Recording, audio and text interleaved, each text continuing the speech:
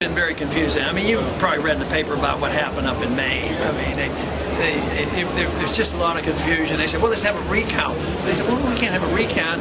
They just write these numbers down on pieces of paper and we throw them away afterwards. So it's that kind of stuff that makes you suspicious because, quite frankly, I don't think the other candidates get crowded like this. And we get them constantly, thousands of people coming out. And you would get the perception that we would be getting along. And I had 4,000 people and he had 150, so who knows? Well, when you say suspicious... Hi, this is Michelle Anderson, north of Bangor, and today I am actually south of Bangor at the Cloud9 restaurant in the Senator Inn in Augusta. And I'm here with Andrew Ian Dodge. Brain just connected, Senator, yeah.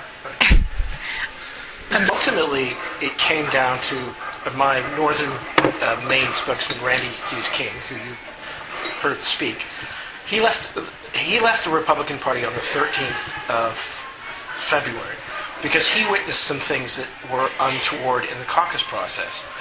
And we started finding out all these things about the caucus process. And I sent out a press release calling for Webster to resign because I think it was an affront to anybody who didn't support the candidate who won, and even those who wanted to support the candidate who won, but didn't get a chance to vote. And it was a farce. And it made Republicans in Maine look bad. And the detritus has happened afterwards. It's bad as well. Charlie Webster is blaming the caucus people, and I know they're hardworking and it takes a lot of work.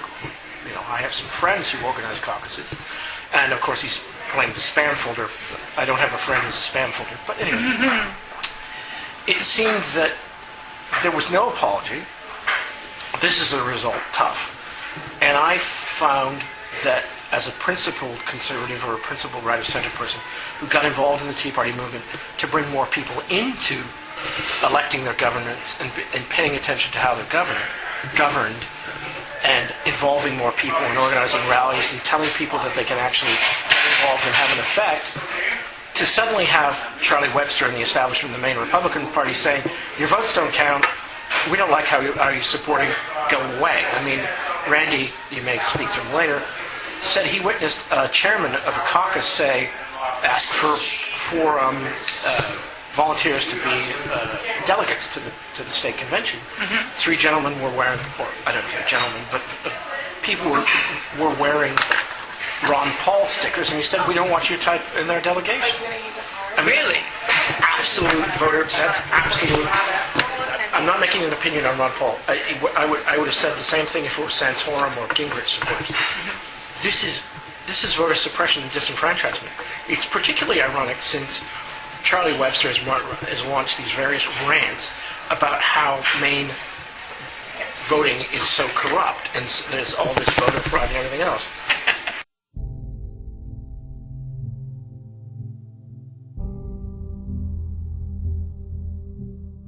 Tonight, Maine's Republican Party announced Mitt Romney as the winner of their caucuses. That winner is Mitt Romney. What the headlines haven't told you is that what happened in Maine is the messiest caucus Republicans have had so far. Certain residents in 3 of Maine's counties are being treated right now as if they do not exist. The numbers that the state GOP in Maine are reporting are, according to caucus chairman, incorrect. Kennebec County did vote as they were supposed to last week, but their vote total, as you see here, shows up as a 0 in the Republican Party's official results. Washington County postponed their caucuses on Saturday because of a snowstorm they expected to hit the area. There's a lot more than what you said. The man who canceled it was a Mitt Romney supporter, and the snowstorm he predicted didn't happen. Then there's Waldo County. Even though nearly all Waldo County towns held caucuses on February 4th, here's how most of Waldo County's votes look. Look in the official Republican Party's results list. 0 votes. Waldo County, where voters from 18 towns gathered for municipal caucuses. I talked with Matt McDonald, a pastor of a small community church in Belfast. He was nominated as the chairman of the Belfast caucus. The state instructed the chairman to not read any of the votes aloud, and instead to send them directly to Augusta. McDonald made a motion to have the votes read aloud at the caucus, and it passed unanimously. The vote was 8 for Ron Paul, 7 for Rick Santorum, 5 for Mitt Romney, and there were 2 undecideds. No results have been posted from the Belfast caucus. The lady on the line said that she had received our tallies, our votes, but hadn't recorded them online yet, and she said Romney with 9, Rick Santorum with 5, Ron Paul with 2. Well, of course, those were not the right numbers, and I told her, and she said, well, those are the numbers we have. You see, dozens of towns on the GOP site are listed as if no one voted, including in Waterville, Maine, home to 15,000 people. We contacted the Maine Republican Party today to find out what the heck happened to all of Waldo County's votes. So far, we have not heard back. The margin of victory for Mitt Romney in Maine was 194 votes.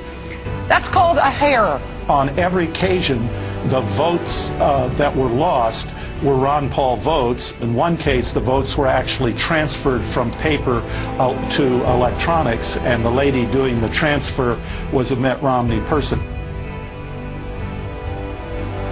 Remember what the establishment said about Reagan? He's radical and out of touch and dangerous. It's the same thing the establishment now says about Ron Paul. What's so dangerous about him? He wants a return to the Constitution.